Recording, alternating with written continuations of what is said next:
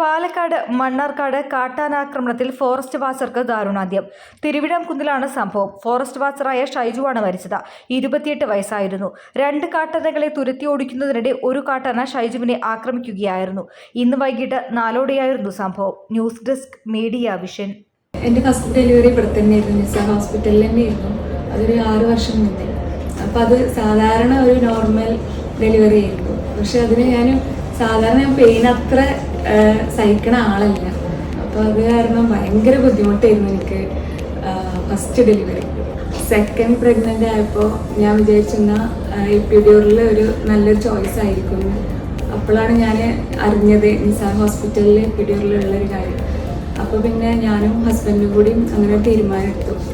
ഞാൻ എടുത്ത തീരുമാനം വളരെ കറക്റ്റായിരുന്നു എന്ന് എനിക്ക് പിന്നെ എൻ്റെ ഡെലിവറി കഴിഞ്ഞപ്പോൾ തോന്നി. കാരണം ഞാനൊന്നും അറിഞ്ഞില്ല. ആദ്യത്തെ എൻ്റെ ഡെലിവറി ഞാൻ ഒരുപാട് പെയിന് സഹിച്ചിരുന്നു.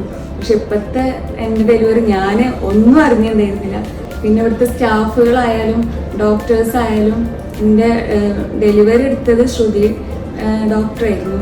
ശ്രുതി ഡോക്ടർ ഒരുപാട് നന്നായിട്ട് കോപ്പറേറ്റ് ചെയ്തിരുന്നു എന്നോട്. എന്നെ പോലെ തീരെ പെയിന് സഹിക്കാൻ പറ്റാത്ത ആൾക്കാരാണെന്നുണ്ടെങ്കിൽ എപ്പിഡ്യൂറലാണ് അവർക്ക് ഏറ്റവും നല്ല ചോയ്സ്.